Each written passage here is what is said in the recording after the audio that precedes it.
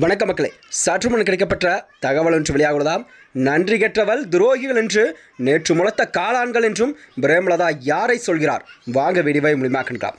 அதாவது நன்றியை மறந்தவர்களுக்கு துரோகம் செய்தவர்களுக்கும் மக்கள் கண்டிப்பாக நல்ல ஒரு பாடத்தை புகட்டுவார்கள் என்று தேமுதிக தலைவரான பிரேமலதா விஜயகாந்த் அவர்கள் கூறியிருந்தாராம். அது மட்டுமின்றி அவர் கூறியதாவது, நேற்று முளைத்த காளான்கள் எல்லாம் ஒரு நாள் மலைக்கே தாங்காதென தேமுதிகவின் பொதுச்செயலாளர் பிரேமலதா அவர்கள் கடுமையான விமர்சனங்கள் எல்லாம் முன்வைத்துள்ளாராம். பிரேமலதா வெளியிட்டுள்ள அறிக்கையில், மக்கள் உரிமை மீட்புக் குழு மாநாடானது 2.0 கண்டிப்பாக கடலூர் மாவட்டம் பாசார் கிராமத்தில் நடக்க இருக்கிறது. நமது தலைவர் புரட்சிக் கலைஞர் கேப்டன் இந்த கழகத்தை தமிழ்நாட்டு மக்களுக்காகவே ஒரு நல்லது செய்ய வேண்டும் என்ற உயர்த்த நோக்கத்தோடு தான் இந்த கட்சியை ஆரம்பித்தார்.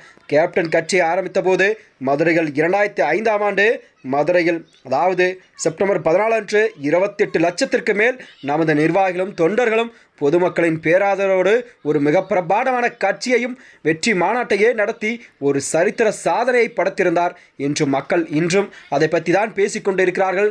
நம் தலைவர் இல்லாமல் நாம் கடந்து இருக்கின்ற முதல் மாநாடு 10 ஆண்டுகளுக்கு பிறகு நடத்தும் இந்த மாநாட்டின் வெற்றி என்பது உங்கள் ஒவ்வொருவரின் வெற்றியாகும். அதாவது வர இருக்கும் 2026 தேர்தலில் கண்டிப்பாக வெற்றிக்கான ஒரு அச்சாரமாக இந்த மாநாட்டையெல்லாம் அமைய இருப்பதோடு இந்த வெற்றி ஒவ்வொருவரின் வெற்றி என்பதை மனதில் கொண்டுதான் ஒவ்வொரு ஊராட்சியிலும் கிளைகளிலும் கூட பேனர்கள் கொடிகள் அமைத்து நமது தமிழ்நாடு முழுக்கவே அனைத்து மாவட்டங்களிலிருந்தும் கடலூர் மாவட்டத்தில் ஒரு பெரும்பாலாக எல்லாரும் கலந்து கொள்ள வேண்டும் என்று பிரேமலதா விஜயகாந்த் அவர்கள் தெரிவித்திருந்தாராம். அது மட்டுமின்றி அவர் கூறியதாவது, கடலூரில் இருக்கும் இந்த மாநாடு தான் தமிழகத்திலே ஒரு மிகப்பெரிய மாற்றத்தை எல்லாம் ஏற்படுத்தும் என்று தேமுதிகவின் பொதுச்செயலாளர் பிரேமலதா அவர்கள் கூறியிருந்தார். அது மட்டுமின்றி தற்பொழுது தமிழகத்தில் டாஸ்மாக் கஞ்சா போதை கலாச்சாரத்தில் இளைஞர்களும் மாணவர்களும் பாதிக்கப்படுகிறார்கள். இதனால் பாலியல் வன்கொடுமை, கொலை, கொள்ளை விபத்துகள் தொடர்ந்து நடைபெறுகிறதா. மேலும் சட்டம் ஒழுங்கு சீர்கேடு பிரச்சனை என்பது விவசாயிகளின் நீண்ட நாள் கோரிக்கையாக கொள்முதல் நிலையங்கள் நெசவாளர்கள் மூலம் கண்டிப்பாக இதற்கெல்லாம் மக்கள் அதாவது அரசாங்கம் ஒரு நல்ல முடிவை தர வேண்டும், மக்களுக்கான நலனை கண்டிப்பாக அவர்கள் கொடுக்க வேண்டும் என்று அவர் தெரிவித்திருந்தாராம். அது மட்டுமின்றி அவர் கூறியதாவது, தேர்தல் நேரத்தில் அரசியல் கட்சிகளெல்லாம் ஓட்டுக்காக பல்வேறு திட்டங்கள் எல்லாம் அறிவிக்கிறார்கள். ஆனால் அவை அனைத்துமே ஏழை எளிய நடுத்தர மக்களுக்கு சென்றடைவதில்லை. அதாவது ஏட்டுச் சுரக்காய் கூட்டுக்கு உதவாது என்பார்கள் போல அதே போலதான் அரசனுடைய திட்டங்கள் எல்லாம் சொல்லவில்லையே விட்டாலும் அறிவிப்புகளாகவே இருக்கிறதா.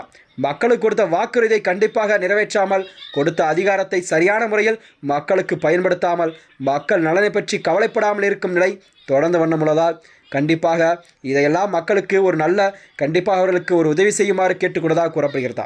மேலும் 2006 சட்டமன்ற தேர்தலில் போல அதாவது 2026 நடைபெறவுள்ள சட்டமன்ற தேர்தலில் தேமுதிக யாருடன் கூட்டணி என்பதை கண்டிப்பாக கடலூர் மாநாட்டில் தான் நாங்கள் அறிவிப்போம் என்று அக்கட்சியின் பொதுச்செயலாளர் பிரேமலதா விஜயகாந்த் அவர்கள் தெரிவித்திருந்தாராம். மேலும் இது போன்ற வீடியோக்களை தெரிந்து கொள்ள நமது சேனலை மறக்காமல் சப்ஸ்கிரைப் செய்து கொள்ளும். நன்றி, வணக்கம்.